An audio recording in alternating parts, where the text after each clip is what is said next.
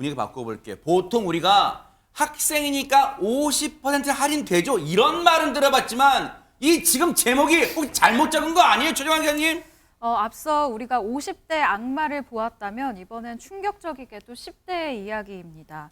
친구를 살해한 여고생이요. 범행 후에 112에 전화를 합니다. 그리고 경찰을 향해서 저 고등학생인데 살인 혐의로 징역 5년인가요? 라고 질문을 했다고 합니다.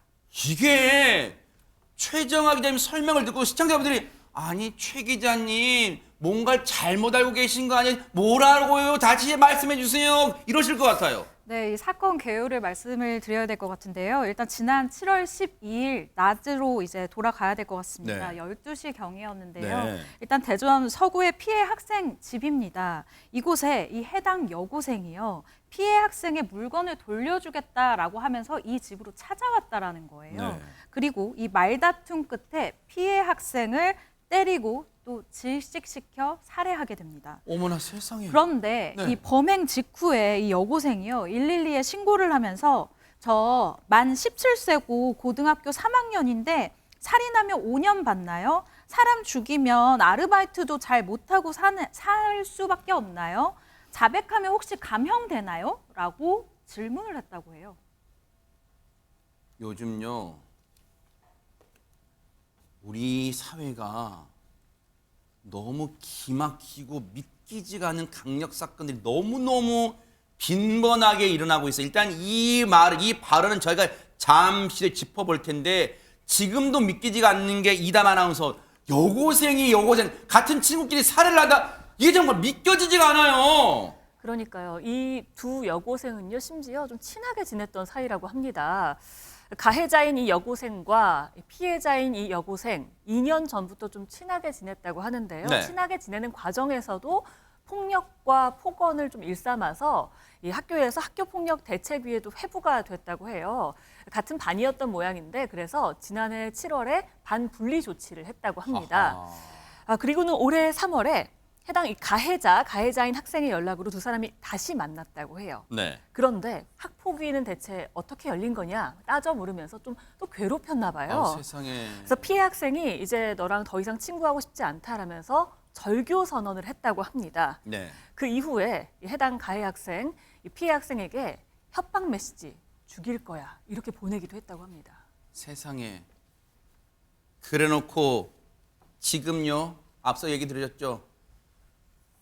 이 이유로 피해 학생을 숨지게 했다는 것도 놀랄 일이지만 믿기지가 않는 일이지만 앞서 그 범행을 하고도 태연하게 경찰에 112에 신고해서 했다는 말 다시 여러분 정말 제 송구합니다만 다시 정말 읽어드릴게요. 이거 믿기지가 않아서 그래요. 경찰에 전화하면서 자기가 직접 전화해서 그랬대요. 만 17세고 내가 지금 만 17세고 고3인데 살인의 죄를 저지르면 5년형을 받느냐? 지금 경찰이 물어보는 거예요. 사람 죽이면 그러면 알바도 잘 못하고 사느냐? 자백하면 감형되냐? 임주혜 변호사님 이게 진짜 이게 학생이란 말 붙이고 싫어. 이게 사람이 지금. 정말 안타깝죠. 이 피해자의 유족들의 마음은 어떨지 정말 헤아리기도 어렵고 조심스러운 상황인데요. 이 피해자의 언니가 증인 신문에 나와서 하신 이야기를 들어보면 더욱더 참담합니다.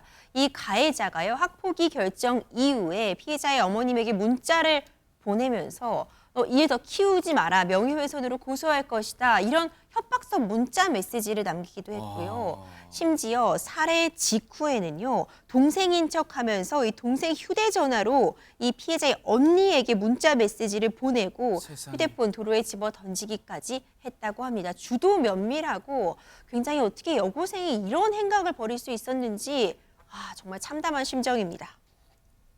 도저히 듣고도 이게 어떻게 학생 신분으로 저지를 수 있는 행동이에요? 범죄 자체도 경악스러운데 범죄 유해한 행동도 너무 경악스럽잖아요.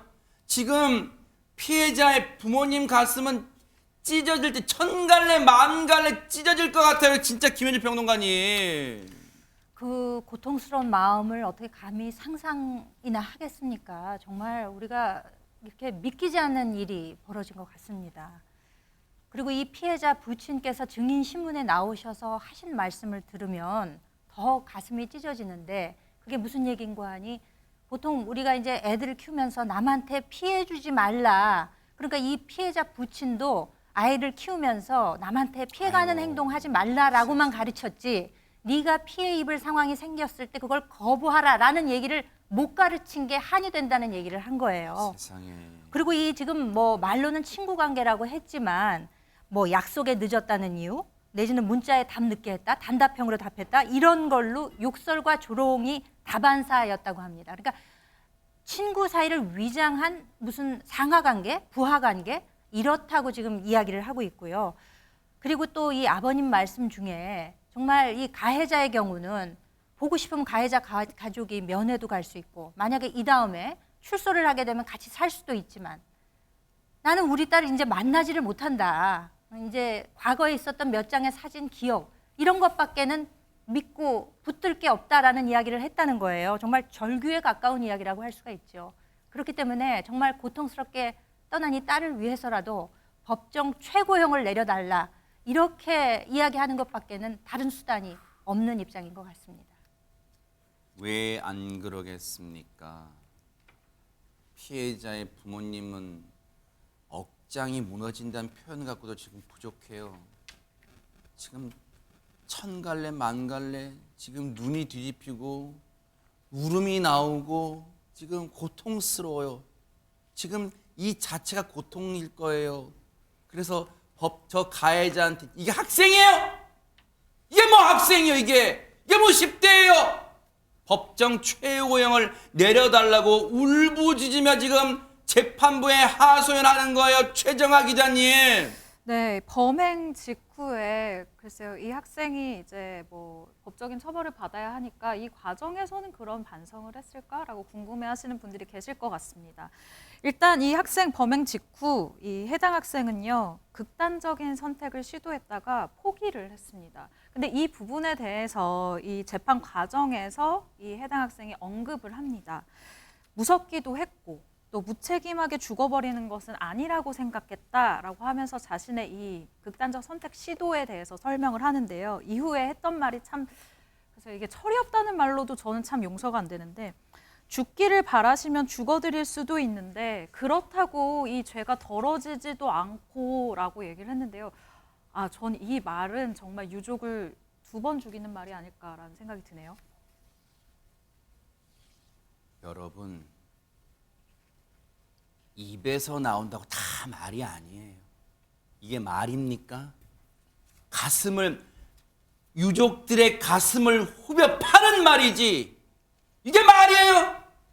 뚫린 입에서 나온다 다 말입니까? 어떻게 이런 말을 아무렇지도 않게 법정에서 내뱉을 수가 있어요? 박성배 변호사님 어떻게 진짜 유족의 바람처럼 법정 최고에 안 돼요? 이 검찰 보호관찰 추가 청구를 할 예정이라 재판부는 일단 다음 달 11일에 재판을 한 번 더 열고 모든 절차를 마무리할 예정입니다. 이미 검찰은 전자발찌 부착 명령도 청구한 상태인데 이 사건 경과 내용에 붙여보면 피고인의 죄질이 매우 불량합니다. 다만 소년법에 따라 19세 미만 소년에 대해서는 징역 몇 년이라고 선고하지 않고 부정기형을 선고해야 합니다. 즉 징역 장기 몇 년, 단기 몇 년이라고 선고해 둔 뒤에 이 단기만 도구하게 되면 행형 성적이 양호할 경우에 이 집행을 조기에 종결할 수 있습니다. 다만 소년법에 따르면 장기는 10년을 초과하지 못하고 단기는 5년을 초과하지 못합니다. 이 5년을 두고 피고인이 범행 직후에 119에 전화해 5년이라고 물어본 것입니다. 그렇지만 이 생각은 틀렸습니다. 특정강력범죄처벌법의 특별 규정을 따로 두고 있습니다. 살인은 특정 강력범죄입니다. 특정